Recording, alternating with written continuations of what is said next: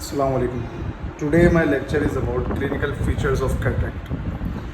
So in the clinical feature of cataract we have two things, the symptoms and the sign.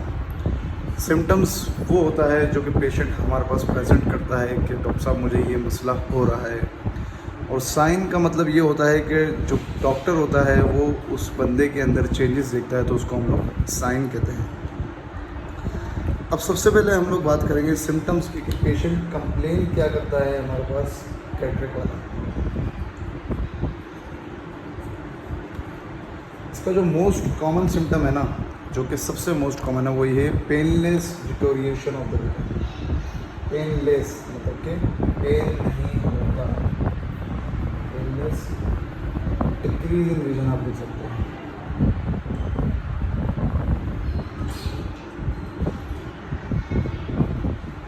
Painless decrease in vision का मतलब ये है कि patient जो present करेगा वो बोलेगा कि मुझे कम नज़र आ रहा है, पर आंखों में ना कोई तकलीफ़ है, ना कोई दूसरे साइंस है, ना रेडनेस हो रही है, ना कुछ हो रहा है, सिर्फ और सिर्फ मुझे कम नज़र आना शुरू हुआ है काफ़ी टाइम से, और स्लोली। इसका मतलब होता है स्लोली, ग्रेजुअली। एक होता है ग्रेजुअल, एक होता है सडन। तो यहाँ पे हमारे पास जो आएगा वो है ग्रेजुअली। सडन अगर कोई बंदा कंप्लेन करता है तो फिर कैटरेक्ट थोड़ा एक्सक्लूड हो जाता है, और उसके अंदर फिर रेटाइना की डिजीज़ या कोई यूआइटिस वगैरह, उसके अंदर हमारे पास सडन डिक्रीज़ इन विजन होता है। पर हमारे पास जो ग्रेजुअल डिक्रीज ऑफ विजन होता है वो हमारे पास कैटरेक्ट के अंदर होता है। दूसरी चीज़ हमारे पास जो मोस्ट इम्पॉर्टेंट है वो ये है कि हमारे पास जो पेशेंट प्रेजेंट करता है, वो बोलता है कि मेरे को बहुत ज़्यादा ग्लेयर नज़र आता है।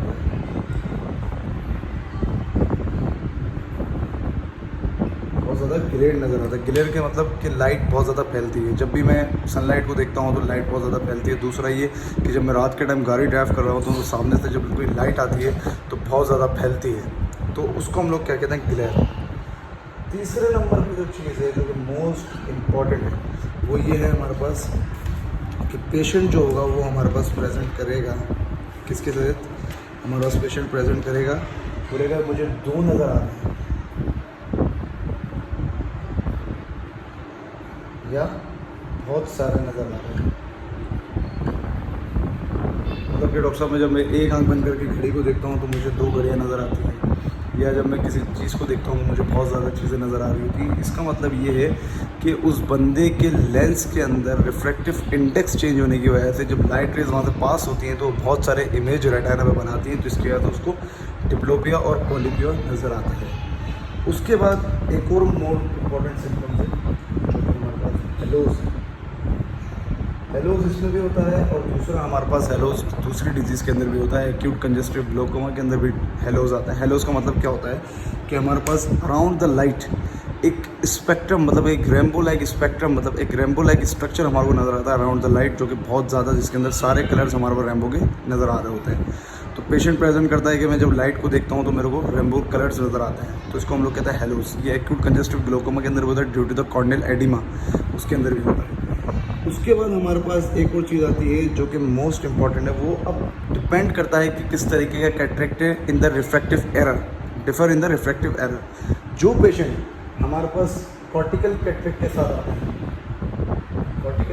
साथ आते हैं, उनको डिस्टेंस में भी तकलीफ़ शुरू हो जाती है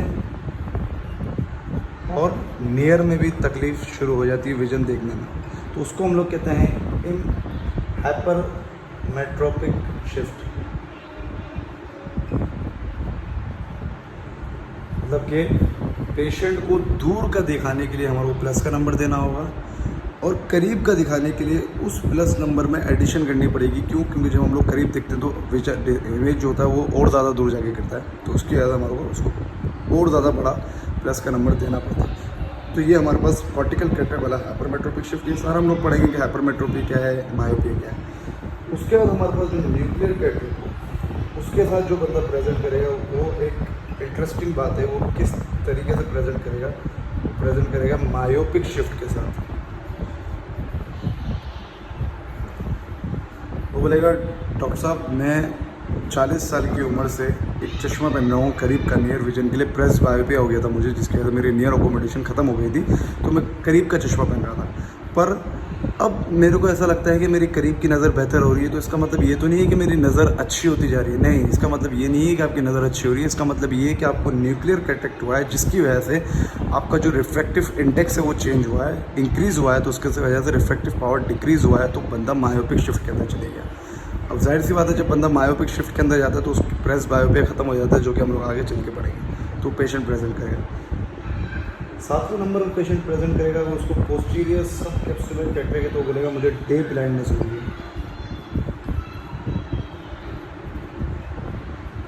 डे ब्लाइंडनेस से मुराद कि वो पेशेंट बोलेगा कि मुझे दिन के टाइम कम नज़र आता है, रात के टाइम सही नज़र आता है। वैसे नाइट ब्लाइंडनेस आप लोगों ने सुना होगा, पर डे ब्लाइंडनेस पोस्टीरियर सब कैप्सुलर कैटरेक्ट के अंदर होती है। क्यों होती है? क्योंकि हमारे पास पोस्टीरियर सब कैप्सुलर कैटरेक्ट जो प्रेजेंट करता है, वो प्रेजेंट कैसे करता है? प्रेजेंट इस तरीके से करता है कि ये हमारे पास एक लेंस है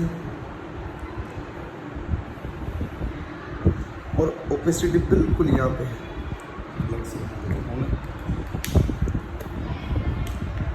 ओपेसिटी बिल्कुल यहाँ पे है। अब जब रेज ऑफ लाइट आती हैं तो ये नोडल पॉइंट पे कन्वर्ज करती हैं, जिसको हम लोग ये वाला नोडल पॉइंट है, ये वाला नोडल पॉइंट है। अब जाहिर सी बात है कि लेंस के आगे हमारे पास है पीपल, ये रहा, ये आयरिस है और ये आयरिस के बीच में पीपल है।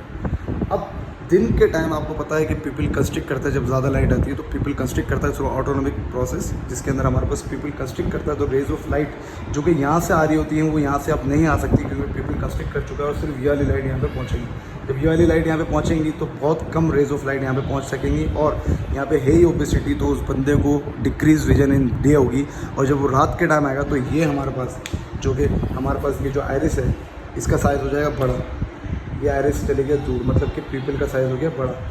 जब पीपल का साइज़ बड़ा हुआ तो आराम से रेज ऑफ लाइट यहाँ से भी जा रही है, यहाँ से भी जा रही है, यहाँ से भी जा रही है, यहाँ से भी जा रही है, तो पेशेंट को रात के टाइम बिल्कुल सही नज़र आती है। इसके बाद हमारे पास अगर पेशेंट को हम लोगों ने ऐसे ही छोड़ दिया तो वो पेशेंट ग्लोकोमा के अंदर भी जा सकता है, जो कि कॉम्प्लिकेशन में आएगा आगे चल के, पर इसके क्लिनिकल फीचर्स में भी बहुत से पेशेंट ग्लोकोमा के साथ भी प्रेजेंट करते हैं ड्यू टू फैकोमॉर्फिक ग्लोकोमा। अब ये तो हम लोगों ने पढ़ लिया सिम्टम्स, अब हम लोग पढ़ते हैं science. What are the science of cataract? मतलब कि साइन का मतलब है कि डॉक्टर क्या देखेगा। अब डॉक्टर को देखने के लिए सबसे पहले हम लोग जो मेन टेस्ट करते हैं हमारे हॉस्पिटल्स के अंदर, वो करते हैं विजुअल एक्यूटी।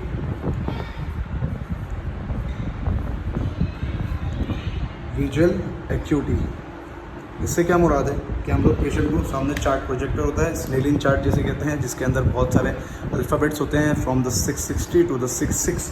तो कुछ पेशेंट प्रेजेंट करेंगे अगर स्मॉल कैटरेक्ट है 69 के साथ, और अगर बहुत ज़्यादा मैच्योर कैटरेक्ट है तो पेशेंट प्रेजेंट करेंगे विथ CF। CF का मतलब होता है कि काउंटिंग फिंगर्स, और अगर उससे भी ज़्यादा मैच्योर कैटरेक्ट है, मतलब काउंटिंग फिंगर हम लोग उसको बिल्कुल करीब जाके 1 फीट पे या 2 फीट पे जाके उसको फिंगर्स दिखाएंगे, भाई ये कितनी उंगलियाँ हैं, वो अगर बता देता तो हम लोग बोलते हैं CF पॉजिटिव। अगर वो भी नहीं बता पाता फिर हमारे पास आखिरी स्टेज होता है जिसको हम लोग कहते हैं परसेप्शन ऑफ लाइट।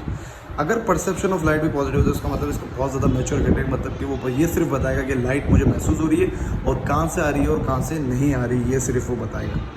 तो ये हमारे पास विजुअल एक्टिविटी है। दूसरे नंबर पर जो हम लोग मेन चीज़ चेक करते हैं वो करते हैं कैटरेक्ट को देखना। अब कैटरेक्ट को हम लोग कैसे देखते हैं? हम लोग उसके लिए 3 मेथड्स होते हैं टू सी द कैटरेक्ट। सबसे पहला मेथड जो है, जो कि नॉर्मल मेथड जो हर बंदा इस्तेमाल कर रहा होता है, वो तो सिंपल टॉर्च मेथड, पर ये एक बिल्कुल ही पुराना मेथड है, क्रूड मेथड है, जिसका भी कोई फ़ायदा नहीं है, क्योंकि बहुत सारे ऐसे कैटरेक्ट होते हैं जो कि हम लोग मिस कर देते हैं। इमेच्योर कैटरेक्ट, इंटुमिसेंट कैटरेक्ट हम लोग नहीं पकड़ पाता है। हाँ, जो कि बहुत ज़्यादा मैच्योर हो तो बगैर टॉर्च के भी नज़र आता है पेशेंट के अंदर, तो उसके लिए हम लोग सिंपल टॉर्च इस्तेमाल करते हैं। दूसरा हमारे पास आ जाता है डिस्टेंट डायरेक्ट ऑफ्थल्मोस्कोप। डिस्टेंट डायरेक्ट ऑफ्थल्मोस्कोप, ये हमारे पास एक इंस्ट्रूमेंट होता है जो कि हमारे पास रेज ऑफ लाइट्स वहाँ से जाती हैं, और अगर वहाँ पे कहीं ओपेसिटी होगी, वैसे वहाँ पे रेड ग्लो आ रहा होता है नॉर्मली हर बंदे के अंदर, पर अगर हमारे पास वहाँ पे ओपेसिटी तो वहाँ ब्लैक शेडो आने नज़र आ जाएंगे, जिसको हम लोग बोलते हैं कि भाई इस बंदे को कैटरेक्ट। तीसरा जो सबसे मोस्ट इंपॉर्टेंट, जो कि सबसे ज़्यादा इस्तेमाल होता है, वो क्या है? वो हमारे पास है स्लिट लैम्प एग्जामिनेशन। इसके लिए आपको स्लिट लैम्प आपके पास होना चाहिए, और और स्लिट लैम्प के अंदर हम लोग आराम से कैटरेक्ट की हर चीज़ के बारे में पता लगा सकते हैं कि कैटरेक्ट का शेप कौन सा है, कैटरेक्ट का साइज़ क्या है, कैटरेक्ट की प्लेस क्या है, कैटरेक्ट की ओपेसिफिकेशन कितनी है, ये हर चीज़ का हमारे को किससे पता लगता है, स्लिट लैम्प एग्जामिनेशन, तो हमारे को ये लाजमी पता होना चाहिए। और उसके बाद हम लोग एक और चीज़ चेक करते हैं इसके अंदर, वो हम लोग चेक करते हैं इंट्रा ऑक्यूलर प्रेशर, जो कि most important in the cataract, because if there is an increase in the intraocular pressure, so we give the first the treatment to the patient for the glaucoma, the anti-glaucoma drugs, which are the pilocarpine, which are the timolol, beta blocker, everything which are used in the for the glaucoma we are given to the patient.